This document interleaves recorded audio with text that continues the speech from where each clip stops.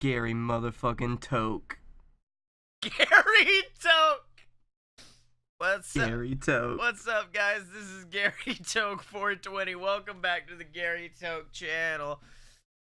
Today we're gonna be discussing the latest water pipe. This one is shaped like a hippopotamus. It's fantastic. Look at it. Oh, and this one, I would have to say rest in peace to my Rattata-shaped bong. It got smashed. It's a full 20 minutes. And he brings back the in the arms of an angel, and it's a close up on a broken Rattata bong. Oh man, my Pokemon themed bong collection's never gonna be the same after this. Man, damn it! I know I'm usually the one to take charge on the characters, but damn it, you have Gary Toke down. Scottye, because I am Gary Toke right now.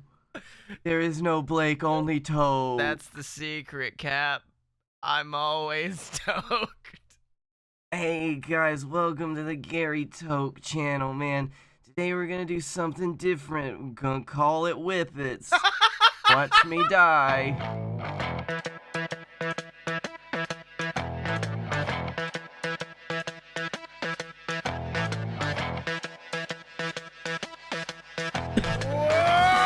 Ladies and gentlemen, boys and girls, children of all ages, it's time. I said it's time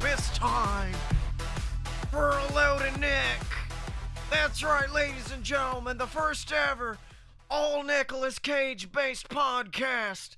I'm your host, Nicolas Cage, joined as always with my co-host, the Wow! Hey, it's me, Owen Wilson. Oh, with Owen Wow. Wilson. I was gonna say Nicolas Cage. I was gonna say joined with another.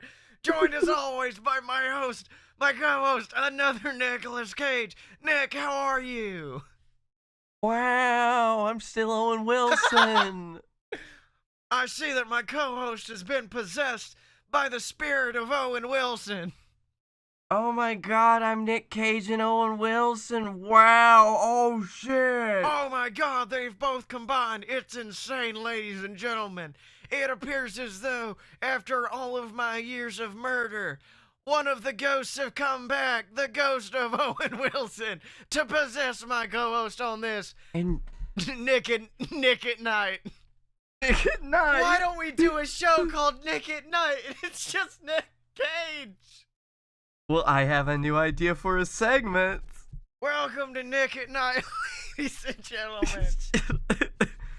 Oh, on every Nick at Night, we sit here and we review a different Nicolas Cage movie. All right, let's do it. Let's review. Okay, what movie? What are we gonna start with? Okay, we're gonna start with Bangkok Dangerous. Well, when I made Bangkok Dangerous, the one thing I really wanted was to make sure my hair looked exactly like a bird. And as you can see, damn it did. It looked so much like a damn bird. So that was how I felt making the movie. 5 out of 5 Nicks. Nick, how did you feel about Bangkok Dangerous? Well, you know what? I loved it. I love working on it. I really, really, really think that it deserved the score that it got. Okay, I'm sorry. We're gonna have to stop this because we need to analyze this Nicolas Cage voice you're doing. I'm not sure what it is, but it's... Well, it's a very different Nicolas Cage. It's Nick when he's doing serious roles. Alright, that's serious Nick over there. I'm the more happy-go-lucky Nick. You'll find me in, say, a Ghost Rider, or when they cast me as Superman for no apparent reason.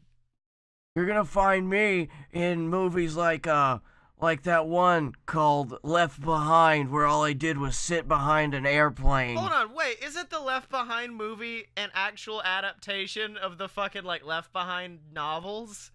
The books? Yes, and it's very shitty. I really want to see it, where he's just like, God, he took everybody except for us. That's why we're left behind. Nick, you don't have to look directly into the camera, Nick. Yes, I do. It needs to get the point across. I do it in every film I've ever been in. All I do is fly a plane for 2 hours. Listen, all I've got is looking into the camera. No, I love this concept that Nicolas Cage has never seen any of his films, but has always recorded one scene in all of his films where he says the name of the movie because he feels like if he doesn't, no one will understand why the movie is called that. For instance, he thinks, I've never seen Raising Arizona. Wait, hold on. I've never seen Raising Arizona, but I assume that the child's name is Arizona. It's the scene where I say, honey, looks like it's time for us to go raising Arizona. Well, as a matter of fact, Nick, I actually acted in that movie. I was the star, and I did raise in Arizona. Except it wasn't so much a person as I burnt down the whole state of Arizona. Is it bad it just took me a minute to remember that West Arizona is not a state? And I was gonna... What? What is a West Arizona? Do you know fucking West Arizona is desert? Do you know what happened? I raised Arizona and I moved it to the fucking left. And that's how we got West Arizona and East Arizona. A lot of people died. Okay. It's now the dramatic future. Nicolas Cage has raised Arizona. He has tossed it to the side, causing a Kim Jong-il like conflict between the West and East Arizonas. So then that's when I finally teamed up with Hayden Christensen in The Outcast. Deep cut. Yep. It's a good one. It's a good. It's not a good movie, but it's one of the better ones. I feel like Blake Tanner is currently just on the Nicolas Cage filmography Wikipedia page. Oh, do you know what? I learned a lot of listening of Nicolas Cage movies from a wonderful podcast called The Flophouse. Every Christmas they have Cagemas. Oh, and they do a different Nicolas Cage movie. Damn it! Why? It's like all the good ideas. The minute I hear about them, I'm like, that's an idea we could have had. And I'm mad that we haven't. We need it. Yep. I need to be around forever. Nicolas Cage forever. Nicolas Cage, Nick and Nick, 100 years. 100 years of Nick and Nick. Nick at night every day. Every hour, Nick at night. Nick is always night. I like casting Nicolas Cage in all of these different shows now. Doesn't matter what movie it is. Here's looking at you, Nick. Isn't it Kid? Nick, please. Rose Nick. I don't even think that's a line from the movie. That's just the sled's name. Rose Nick. Please stop. Oh. Welcome to Nick House. I'm Ghost Rider. Just still Nicolas Cage. It's getting into mine is getting into George Bush territory of like... It's almost there. Let me tell you, just add you a little southern accent on it. If I had to do Con Air Nicolas Cage, it would become George W. Bush. Like, all right. Hey, welcome to, this is the movie W, and starred in by Nick Cage, me. I'm president. I really cannot wait for them to do a Nickelback biopic with Nicolas Cage as Chad Kroeger, because holy shit, that works. It works insanely well, and it would be called Nicholas Back the movie. Oh, look at this photograph. I'm through with standing in lines to clubs. It's like a monologue. I'm through standing in lines to clubs I'll never get in. It's like the bottom of the ninth, and I'm never gonna win. Nick, please. This life hasn't turned out quite like I want it to be. Please. One day, a hero will save us. I'm not gonna stand here and wait. Oh, gee, I wish I knew how to play more Nickelback songs on the guitar, because I'd pull that out right now. It's now become a staple for those of you who are not on our Patreon, patreon.com/AloadofBS. We do the pre-show called the BS Rev Up, and we have a new segment where basically me or Blake have to go get water or go piss or something, and then the other one has to serenade our audience. So, Nick, how has your week been? Oh, God, let me tell you something, Nick. It's been a week. I saw a parade today. I killed a stormtrooper and took his outfit. Wait, hold on. I know the parade thing is a thing that actually happened to Blake Tanner. I'm a little curious about the killing the stormtrooper thing. No, that was all Nick. I've aligned myself with the rebellion. What? Nick is a rebel through and through. Nick rebels against all odds. Help me, Obi-Wan Kenobi. You are my only hope. No, Nick. I am your Nick. Oh my gosh, this is okay. I think this is a story that needs to be told, and it's on par with Nick only being able to say the word Nick. So me and Blake I went to see Blake's play last weekend, and unfortunately this episode is going to be released on the last day of its run, so you're not going to get to see it, guys. But Whoops. whoops. But I went to see Blake's play. It was a very lovely play, but beforehand, we decided to go to the Birmingham, Alabama mall.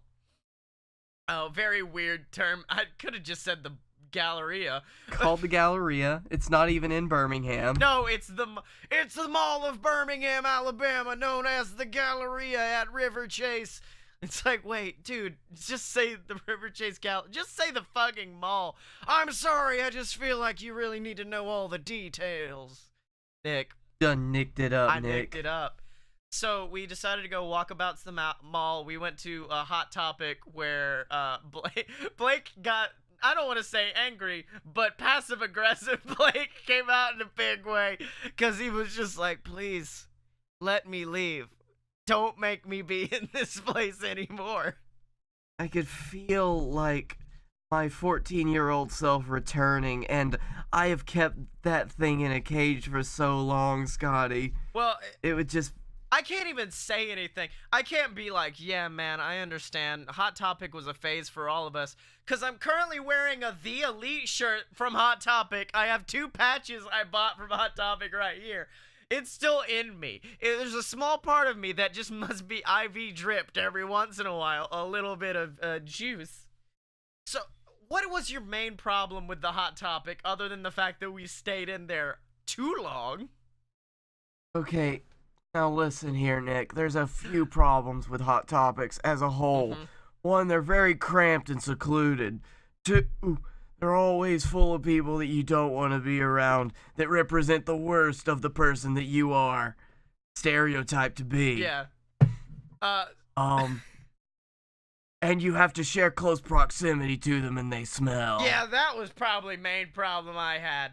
Was that problem. Although we did take some very lovely supernatural themed photos for one of our friends who loves us and Supernatural.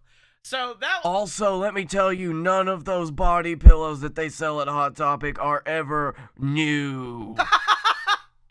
They are firmly used, thanks to me. Nick, what? Firmly. What? So then we went walking about and we decided halfway through, I just made a casual little joke saying, Blake, we have to go visit our friend. And even you in that moment went, what the fuck are you talking about? And I went, no, we have to go see him. We got to go see our buddy. And I walked you into the arcade and just went, John! And then we looked across at the WrestleMania arcade game that just has John Cena. Oh, shit.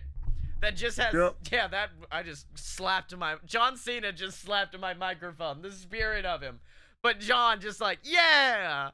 And so we went and we johned up and we just kind of we were like, hey, John, how you doing? All right, John, well, we'll see you later. And then we left. And that was the end of the joke. Or so we thought. Because then we parked outside of Sears. And we walked through the Sears, and what we did not realize is John Cena has a line of, like, Axe body spray. And I just walked up to it. I'm like, John, I didn't know you were working, John. John, I got to try this, John. All right. At which point, this group of, it's a family, essentially. But there were 2 13-year-old girls who were just like, John. And you could tell, because we've both been 13 before, that they were like, we're taking these motherfuckers down a peg. We're going to make fun of them for the way they sound. Ha ha. And I'm like, bitches, you don't know what you just unleashed. At which point I was like, Blake, have you tried this John? Oh, look at this John. This John over here is good. Sample this John. The orange John is How does good. this John smell, Scott? Oh, this John. John! This is my John. We said John more times in that 5 minutes than the WWE has said on air this year. Like, John uttered from our mouth this so many times that we were just like, John. And by the end of it, I'm fairly sure we made the girls uncomfortable, which was our goal. Just to be like, yeah, that's what you get for fucking with our John. Don't fuck with another man's John, kids. You don't fuck with no John. Also, we decided to go. My girlfriend almost got thrown out of a bar for not being drunk. That was a beautiful moment. Yep. I remember that. Because she's a very tired human being, because she basically wakes up at 4 a.m. every day, which sucks. And so she was sitting at the bar like this, just in her arms, like, I'm gonna die. And our waitress, who I feel like we do need to discuss the waitress after this. We'll get to her. Yeah, came over and was just like, hey, just so you know, like, she brought her a Red Bull, which she ordered. It wasn't like she was just like, energy. But yeah, she brought her Red Bull and just goes, man, my manager's almost kicked you out. And we go, why? And they're like, well, what had happened was she saw you passed out on the table and thought you were drunk and was about to kick you out. And I was like, hell no, that's not right.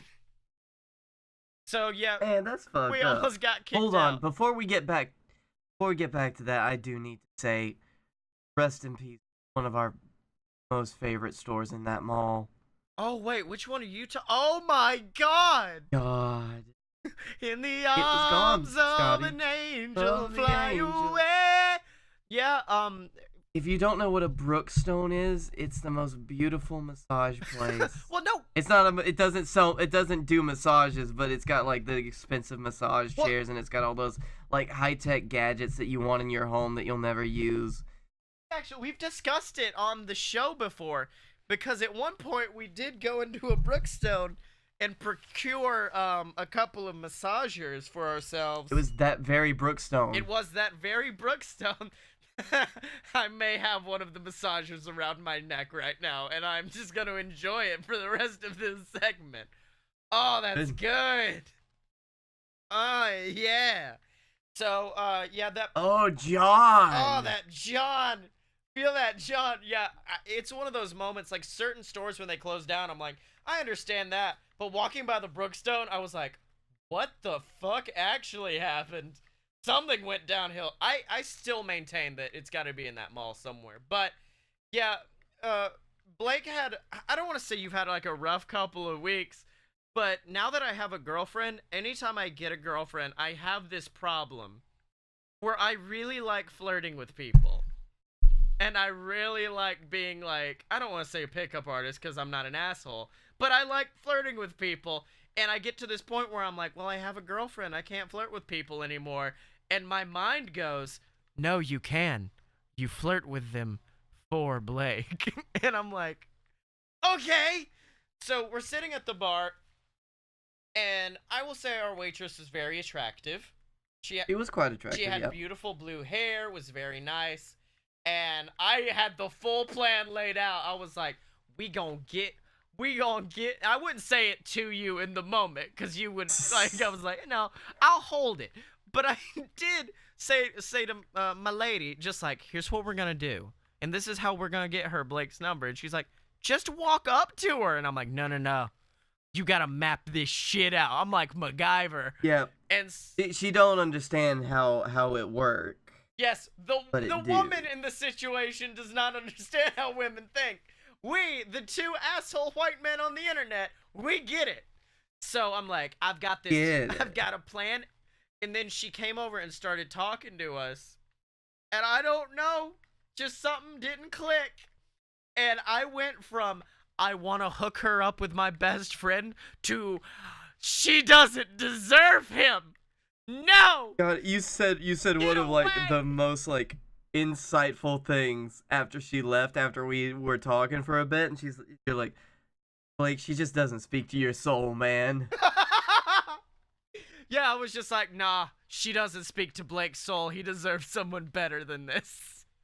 You know me very well, my friend. You get it, because I was feeling that vibe too. Well, she walked over and was just like, hey, y'all, how y'all doing? Let me just tell you about this right now. And she gave off the I don't do drugs anymore, but I did it once vibe. And that was when I was like, no, sorry, can't do that. Can't let my best friend deal with that. I'm still getting a massage, by the way. I know you cannot see my cam, but I am digging the hell out of this massage right now. I trust that you are. Also, I've got my back massager somewhere over in the corner, but I don't feel like getting it and subjecting everyone on the podcast to another fucking song break. Also, I discovered something personally, and it's that, you know, I've lived my life thinking, like, pizza's the best food you can ever have, or Olive Garden's Alfredo with breadsticks. That's the best combination in the world. No, I have found the best combination in the world as we sat there at the Outback Steakhouse. And, well, firstly, I want to start with you, the enabling motherfucker you are. Who? Hey, Scotty, we were real bad, weren't we? We were so bad. We sat there, and Blake, who has had him a couple long weeks because of the show, just goes, I need a bloomin' onion. And of course, I'm on the diet where you can't have carbs, you can't have anything. And I just stare at this thing, and I go, well, I put it in my diet tracker that I was going to have a blooming sirloin, and a blooming sirloin has a blooming onion on it, like bits of a blooming onion. So I can have, like, a bit of this blooming onion. Half of the blooming onion later. Like, here's the thing. If you've never been to Outback and had a blooming onion is kind of like, I don't know what blood rage is like, but I can imagine it. Because once that blooming... It brings about the hunger, man. You just dig into it, and you'll get in about a third of the way, and it'll be in your stomach, and you'll stop, and you'll breathe, and you'll go, what the fuck just happened? Where did the blooming onion go? Ate a lot of onion, man. I just had so much onion in me. So that happened, and then you had a couple drinks in you, which is why we walked around the mall for a few. I was like, yep. Yeah. And then I, of course, got me a scotch with my steak, and Jesus Christ, that's the best thing to ever have in unison at all is scotch and steak. I was like, yes, this is all I've ever wanted. It was like an epiphany. I was like, I've been awakened. The spirit within me is strong. No. Although, I really enjoyed how I made our waitress feel. Because she came over and was just like, so do you want scotch? Do you want like it on the rocks? Do you want it with Coke? I'm like, I want the scotch straight.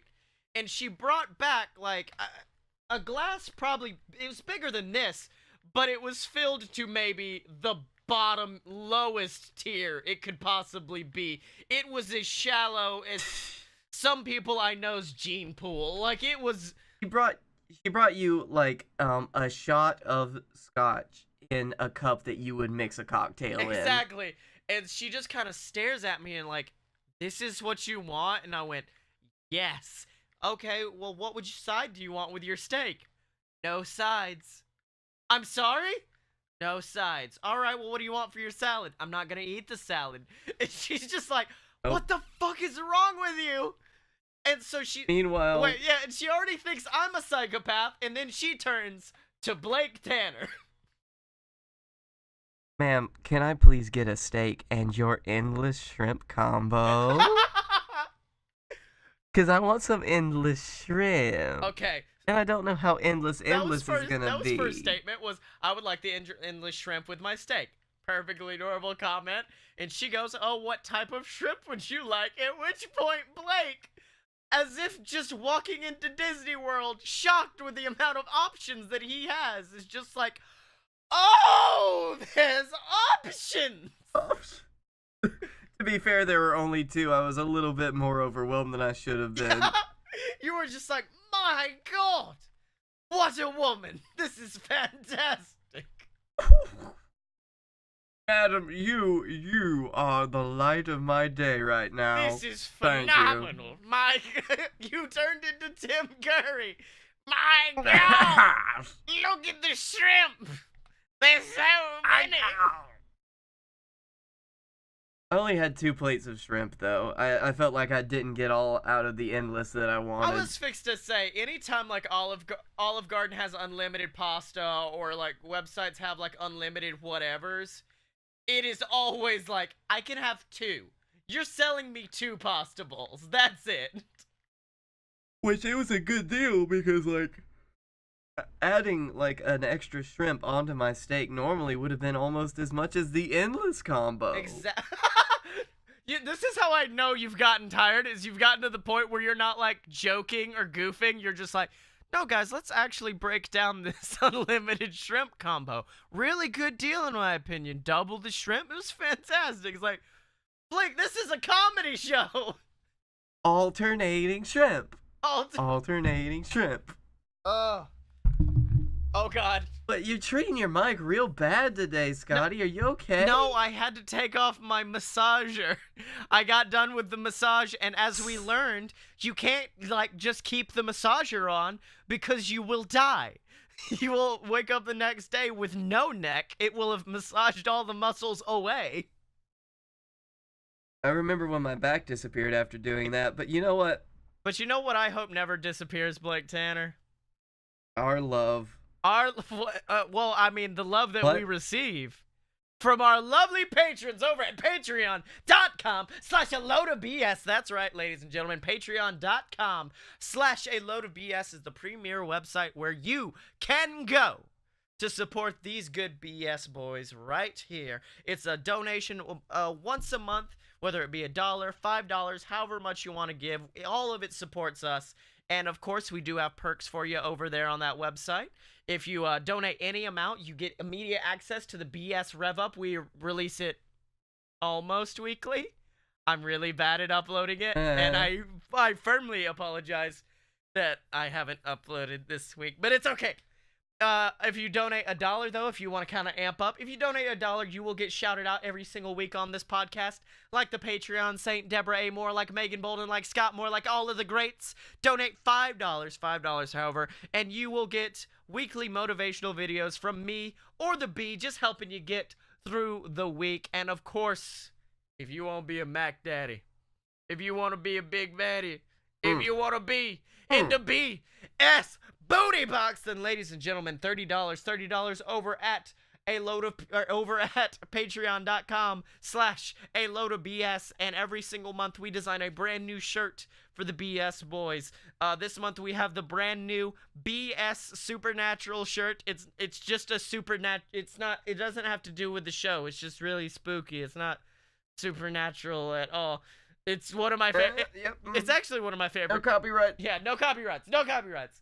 It is one of my favorite designs we've ever released. You can actually see it right here. I'm going to put it up in the video if you guys are watching on YouTube to check that out. We release a new shirt every single month. And if you're a member of the BS Booty Box, you don't have to go on the website. You don't have to order it. You ain't got to do nothing. We ship it right to your door completely free of charge. That's a free shirt every single month for you.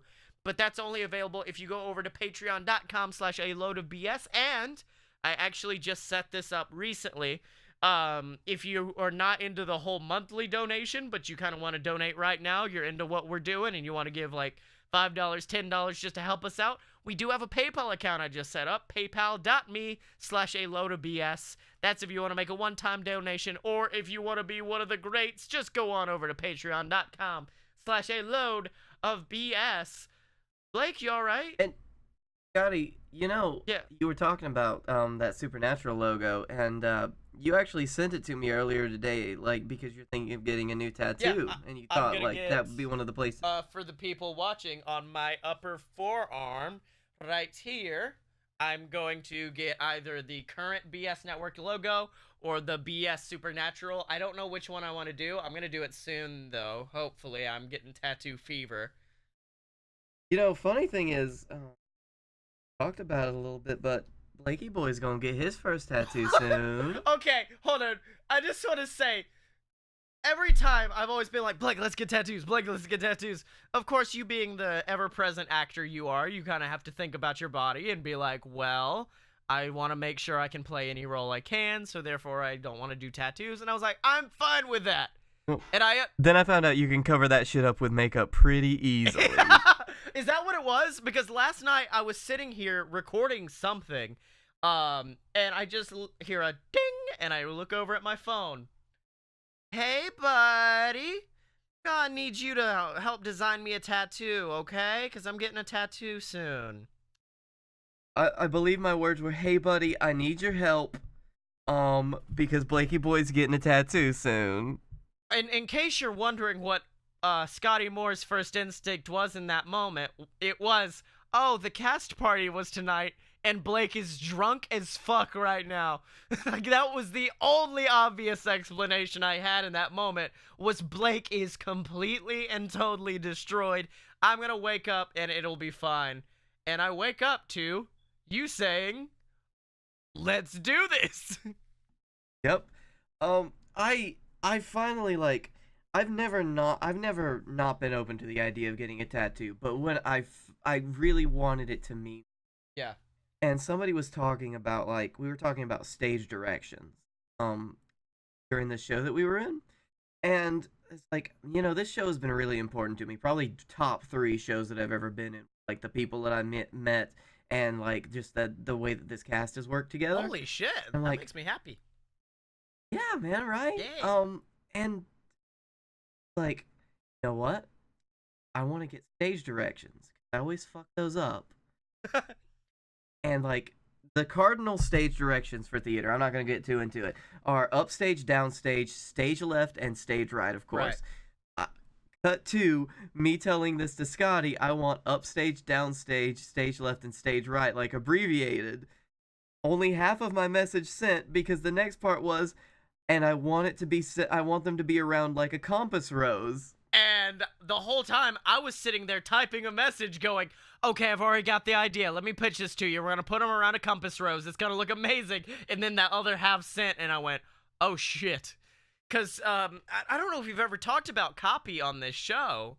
It's a thing. Not sure. Yeah.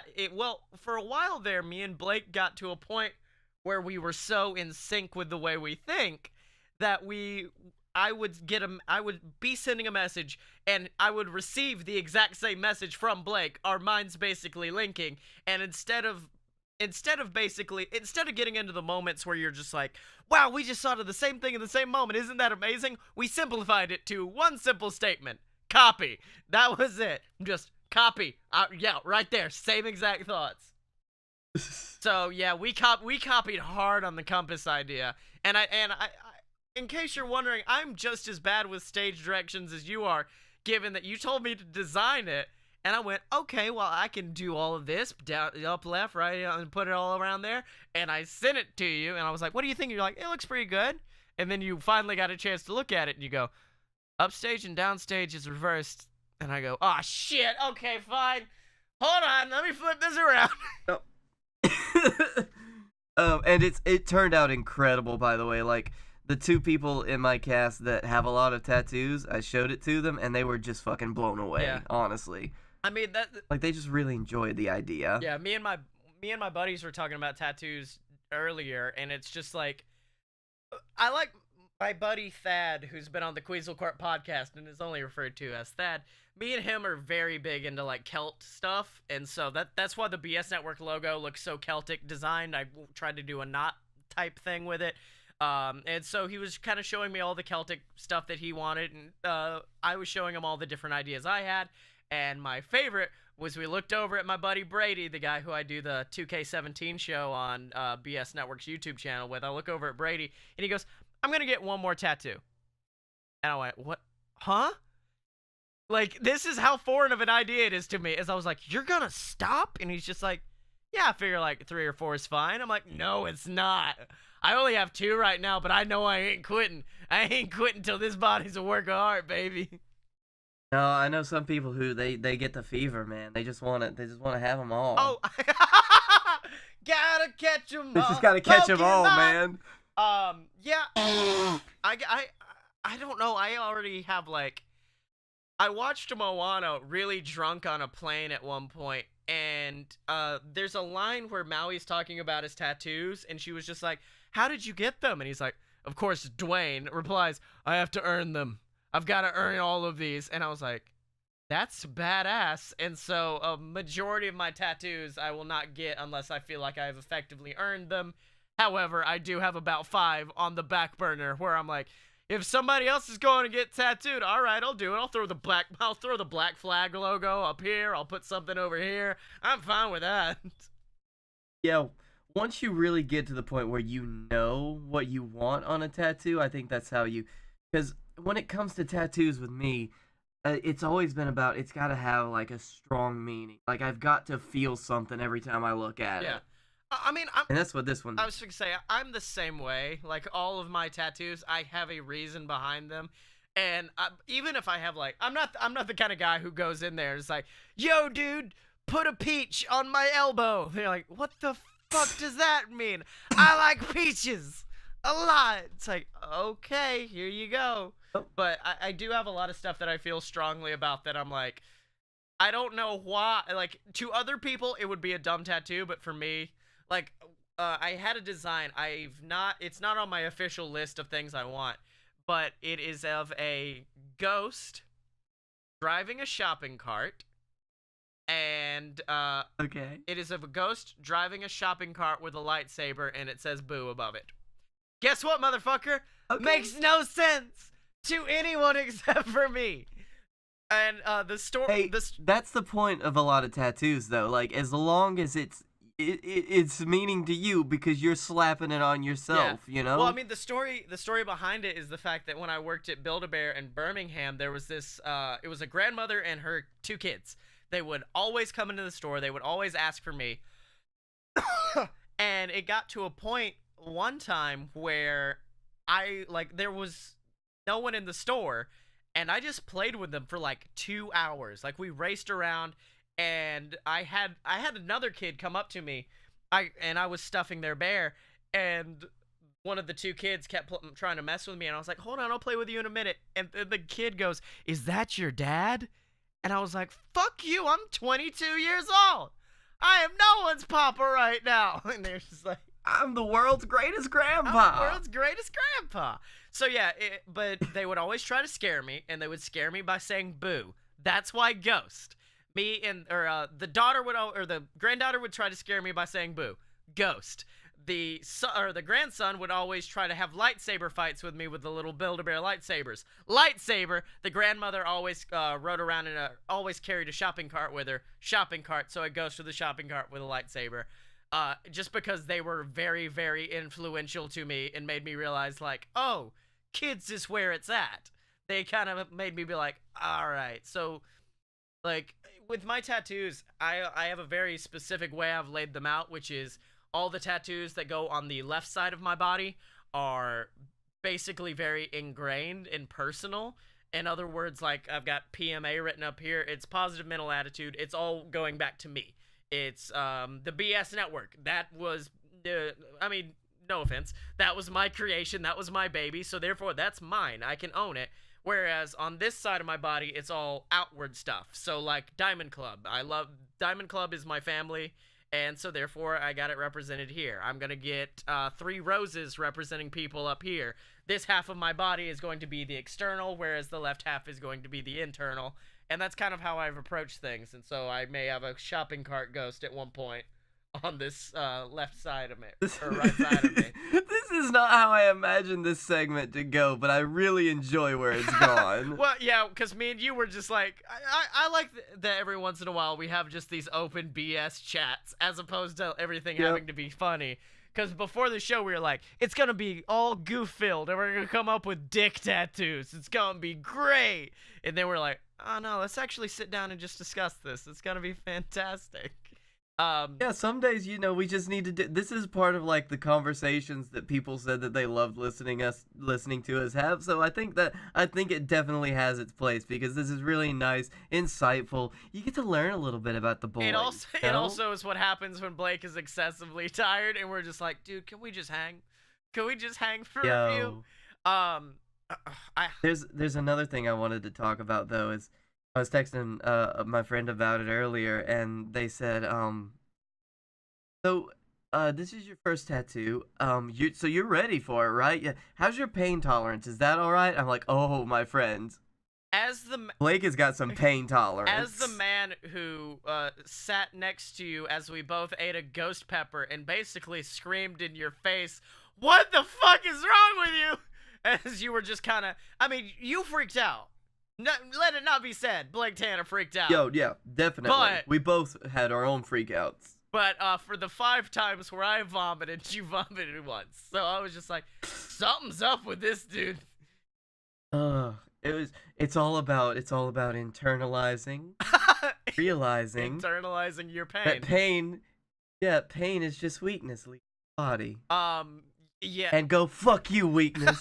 Fuck off. With me, with the only problem I have with tattoos is the fact that needles are involved, and I don't know. I think there's a disease that's in my body, and what it does is it causes anytime a puncture wound or something to happen, my body goes into like overdrive and I almost pass out.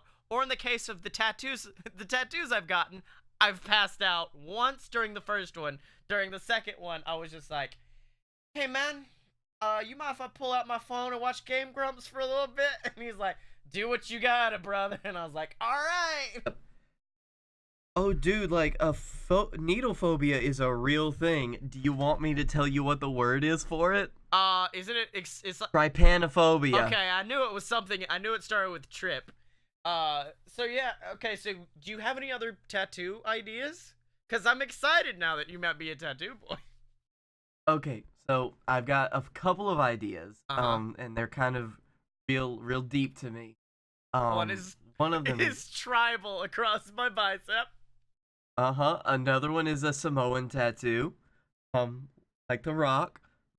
Going back, I just want to casually say about dick tattoos. I knew a guy once who tattooed people, and it was his finest thing in life to put dicks in all of his art.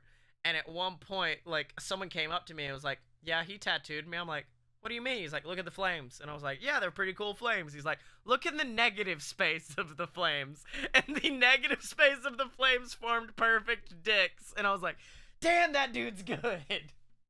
That's good. That's really good. Like, that takes a lot of fucking skill. But some that I have is like, I want to get the theater masks at some point. You know, the comedy drama masks. Right. Happy Sad Boys. I'm not sure about that one. That one's still in the works. Another one though is this necklace that I always wear. The ones me and you are matching bro necklaces. Yeah, our bro necklaces. The front is like my astrological sign. I don't put a lot of stock into like all of that stuff, really, but it means a lot to me. This is the point that I was born in, and I'm proud to be like in the Leo club. Yeah. Like in the Lion club, because you know I'm a brave lion, motherfuckers. Hear me roar! I just can't wait to be king and all that shit. But the other one is really beautiful design of a phoenix on the back. Like, this is one of my favorite like designs that I've ever seen, and I really I want that phoenix design because for me there have been a lot of points in my life where like I have felt like I've had to rise out of the ashes of whatever fucking disaster has gone on in my life, and I have. Yeah. And I'm not gonna stop doing that whenever it happens. See, so I'm getting a phoenix on me for 2 reasons. One, a lot of people get phoenixes, and so I was for a very long time, like, I'm not getting a phoenix unless I have a personal attachment to the phoenix, because a lot of people use the phoenix for the rise up metaphor, and I'm not saying it's a bad idea. It's a very good idea. I was just like, I need a personal connection to a phoenix. Then I wrote... Well, you need to have risen up, you know? You need to have felt like that. Well, no, trust me, I have. And then I also wrote a book series where the main villain is a phoenix, and I was like, good, I got my phoenix. I have a reason to write a phoenix. So, but like you've seen the design on my necklace, like that real cool boss ass phoenix. Dude, it's on mine too. You know that, right? Yeah. Oh, I forgot. Yeah, we both have phoenixes. On mine, I have a unicorn on the other side, and you have the Leo. Yep. But, like, it's just a fucking baller, isn't it? Oh, yes. It is quite a fucking baller. It's quite a baller. I just love that. I don't know. I love the art design of that Phoenix, I, I particular. really like. I'm just trying to think of placement for all of the different tattoo ideas you have, depending on how big you want it. I like the idea almost. Actually, you don't have. You got a very bare bones chest, so it might not feel as good as it would. But I like the idea that you take the coin and basically where it lays on you, you put a circle and you put the actual phoenix tattooed on you. That was Like right fucking there. that was idea one. Idea two for the theater masks, do them for both of your shoulders. So basically, where your shoulder meat is, one side could be the happy, one side could be the bad. Make them look all distorted, and fucked up, and shit.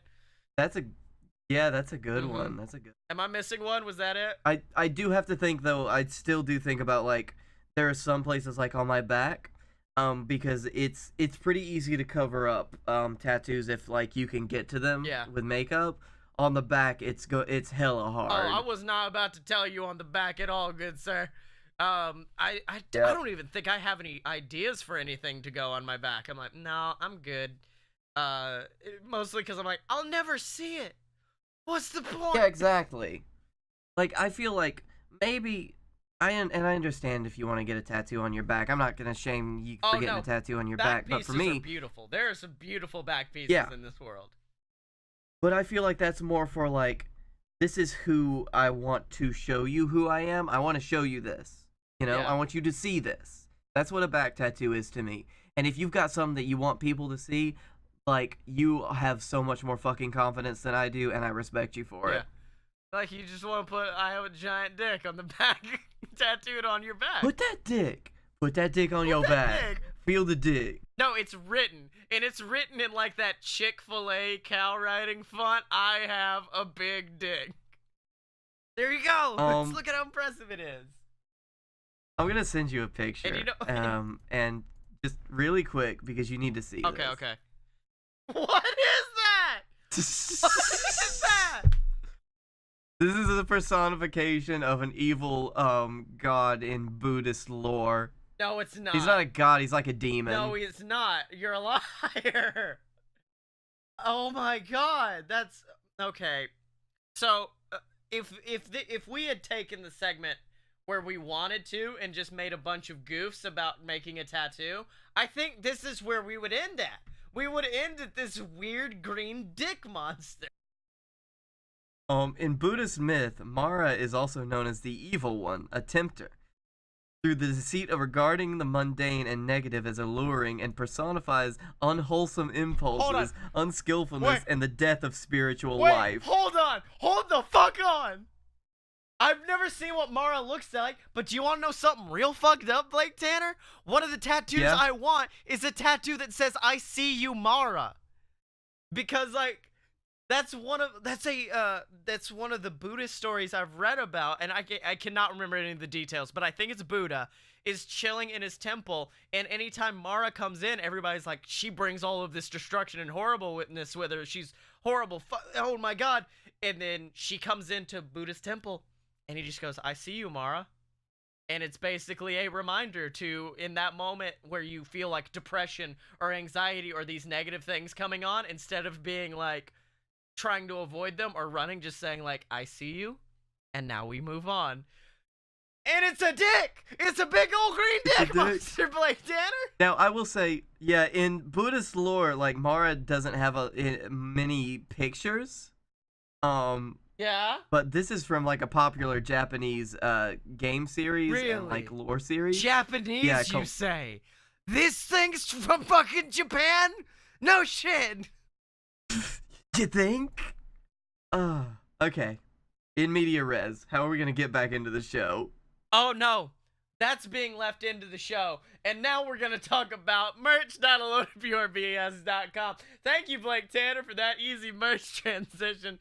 But ladies and gentlemen, of course, as I said earlier, we release brand new shirts every single month for the BS. We actually release a brand new one every single month for Fight Boys. Whenever I get bored, I release one for all the other shows. And it's all available over at merch.aloadedpurebs.com in whatever segment you want to go to, whether that be Fight Boys, if you like pro wrestling, whether that be the Queasel Corp section, if you like the book, you got stuff over there. And of course, we do have shirts. for a load of BS. Whether you want the BS Supernatural shirt, or of course we have the more traditional whiskey logo that I made. I still need one of those, actually. It's one of my favorite designs we've made. So if you want the logo on a shirt, or if you want whatever you'd like, it was all available over at merch.aloadofpurebs.com in whatever section you'd like. We actually got a purchase today, and it was... Really? Thank you. By a real person? Yeah. Well, you know, my favorite thing about this is the fact that we are effectively the Ghostbusters, where anytime it happens, we're like, we got one! But, I mean, it was my girlfriend. So, I mean, it's still money. Well, it's still money coming into the company, so we got something.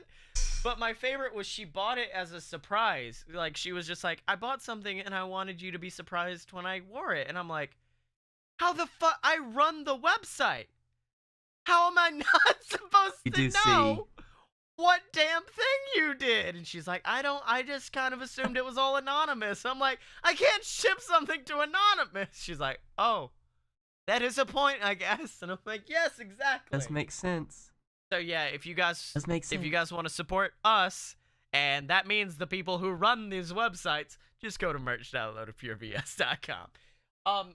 So Blake Tanner, the Ninja Turtles. What? I mean, obviously that's where this show is towards the Ninja Turtles. And recently they had a I saw an image of it online, and it's for a one-off series. Oh, are you okay? You look No, I just want to listen. I want to experience this. You looked very excited. It was for it's the new Ninja Turtles, where they're all CGI and stuff. And yep. It was an ad for something called Raphael, Mutant Apocalypse. Let me repeat that. Raphael, Mutant Apocalypse. And, in case you're curious, this episode of the Ninja Turtles, everyone's favorite fun-loving, pizza-eating guys, takes place 50 years into the future after the apocalypse happens. It is a 3-part miniseries where Raphael is in fucking Mad Max. Is it only Raphael? It is Raphael and Donatello, who is now a fucking robot. And that's it. But somewhere in the distant future, one day the Earth was hit by the detonation of a massive mutagen bomb, which disrupted the ecosphere and completely changed the world. The Earth turned into a single sand-covered wasteland. Humanity was completely extinguished, and only the mutants were tough and adaptive enough to survive in this twisted environment. Through the apocalyptic world, Raphael, whose memories of his former life after the explosion of the bomb are only misty for him, and Donatello, trapped in a robotic shell as the seemingly only survivors of their family in the Shell Razor. The Shell Razor! Fuck.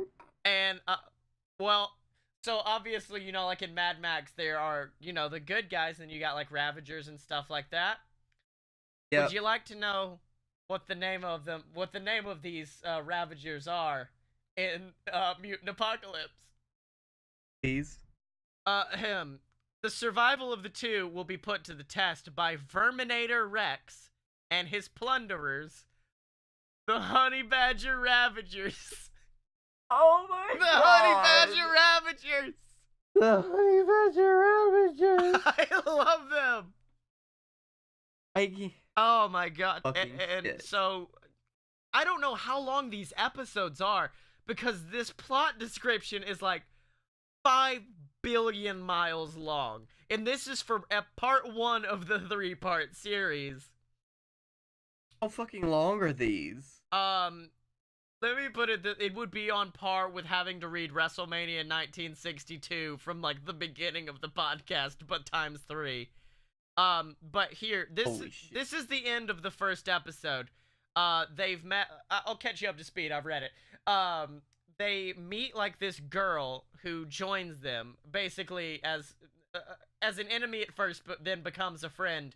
and they get into more fights with the fucking honey badger ravages. Uh, After they have stopped to repair the damage to the shell raiser, Raph and Donatello express their respect to Mira, that's the lady, and take it with them. Mira tells them that the turtle in the Impossible Desert is the Impossible Desert is like this really cool fancy desert you can go to, I guess.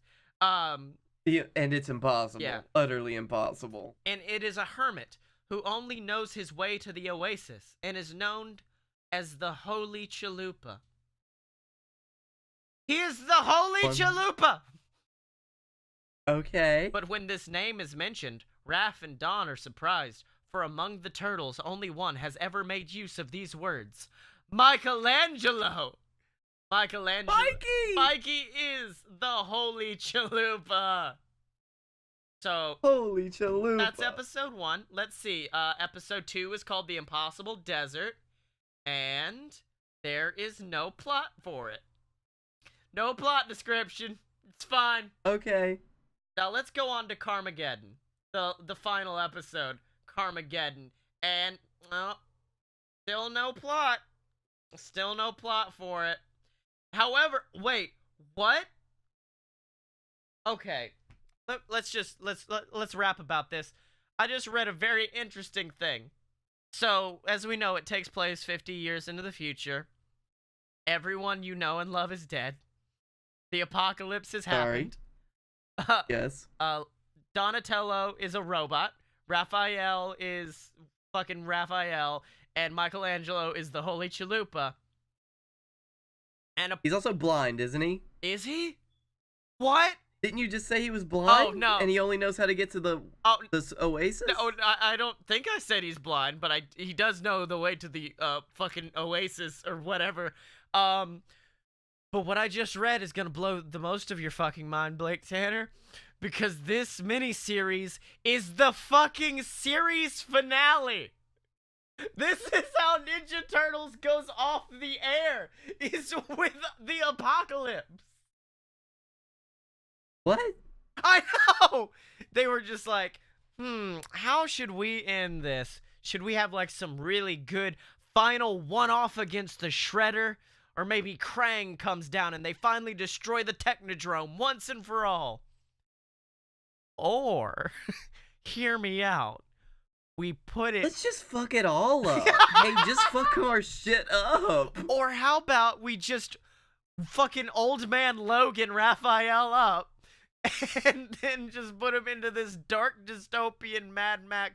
Okay, yo, Nickelodeon, I've trusted you in the past. I love you, Nickelodeon. Let me just slow down and bring up the fact that in this meeting, they had to be like, all right, what's our target demo for the Ninja Turtles fans? Probably the 7 to 12 group. All right, well, what should our finale be inspired by? How about two of the best R-rated movies to come out in recent years, Logan and Mad Max Fury Road? Those hit films that just is lovely with the 7 to 12 demo. I mean, those kids, they fucking love that vibe. Did you see that dude with the guitar in Mad Max? Exactly. Loved it. Oh my god, do you think there's a scene where Michelangelo... well, now it's all... we don't know, so it's all exposition from here. We can just try to figure it out. But you know there's gotta be a scene where Michelangelo decks out with a guitar and is just getting it while playing. Yeah! Oh, man. Hey, Mikey. You know something about this guitar? It's just begging to be shredded. Also, apparently, in the first episode, Raphael does say, "What a day. What a lovely day." Apparently, okay, so they're not even being coy about it. They're just they're straight up being like, this is a reference to Mad Max. Apparently, he says it sarcastically, but still, Raphael of the fucking Teenage Mutant Ninja Turtles is in the apocalypse. He said that shit. Fighting honey badgers. There's no taking it back. Okay, Scottye, I do have one important question, though. Okay. I'm gonna have to get my friend to ask it. Okay, so guys, what role am I gonna play?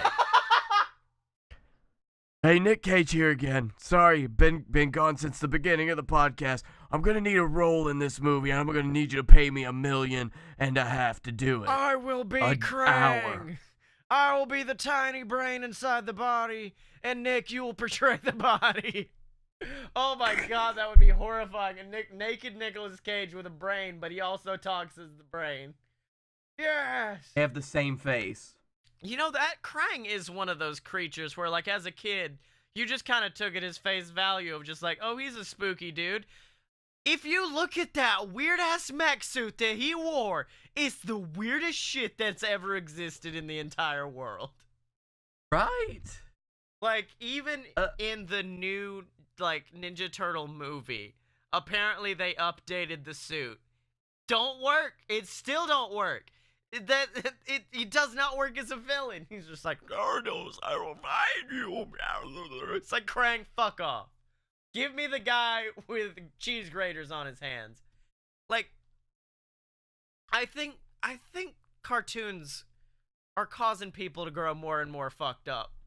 Because we just kind of accepted a lot of Ninja Turtles at face value, not understanding that an immense amount of it was just a parody of superheroes at the time. And instead of us being like, oh, I get it, they're a comedy, we were like, no, these are legitimate heroes. This is the new world. They are doing something good. Scottye, I've just like needed to remind myself about like how horrible Krang's bodysuit was in like the old Teenage Mutant Ninja Turtle series. Yeah. And I have gone down a rabbit hole of weird like photoshops. One of them is like, okay, this is gonna be weird. It's somebody's pregnancy announcement. No! Except like they've got OG Shredder and they've replaced it with the dude's face, with the dad's face, and they've got Krangbot where the bodysuit is a woman's head, and instead of Krang, they have like the fucking I am your father. I am your they have Dada. what's the thing that they do? What's the thing that they do that make you see the baby? The metronome. Metronome, Yeah, the it's metrogram. a metronome. They put the metrogram gnome like in where Krang's face would be. Oh Jesus! And it's utterly horrific.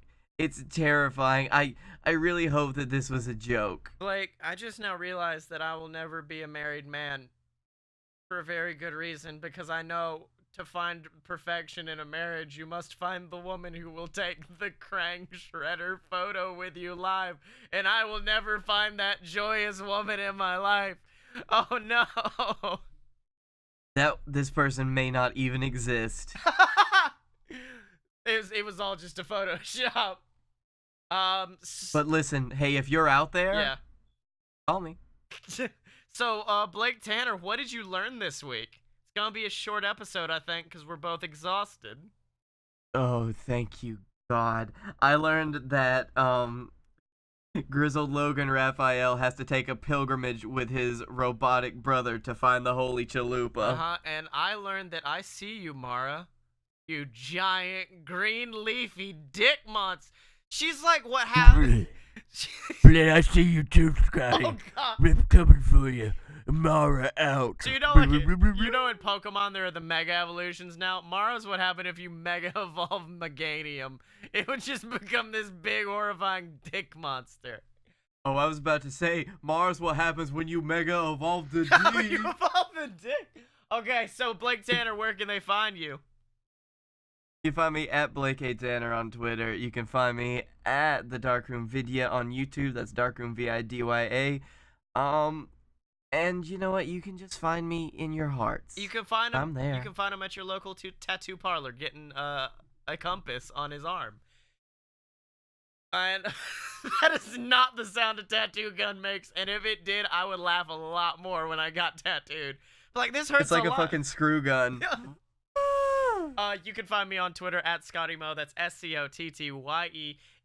You can buy my book on Amazon. It's called Quetzalcorp, QUEZALCORP. And actually, the official audiobook for Quetzalcorp just dropped. You can get it on Audible. You can get a free 30-day trial of Audible. You can get the book completely for free that way. And of course, I do have the Queasel Corp podcast. You can find it and all the other amazing BS Network programs like this one, like Fight Boys, like Opposite Attractions, all over at a load of pure BS.com. Like I said, guys, sorry this week's episode's a little bit short. Just, I'm exhausted. Blake is exhausted, but Blake's show is over this week. This is the last run of it. So next week's things should be getting back to what could somewhat be considered normal, I guess. I don't know if we know what normal is. And of course, if you're watching us on YouTube, make sure to like, comment, subscribe, leave us a review. If you're on iTunes, review, subscribe. Every single little bit you guys helps. And as always, ladies and gentlemen, you can find us at a load of pure BS.com. Buy our merch at merch.aloadofpurebs.com. Donate to the Patreon. Find us on Facebook. Follow us on Twitter at a load of pure BS. Except no substitutes, bitches. And we will see you next week.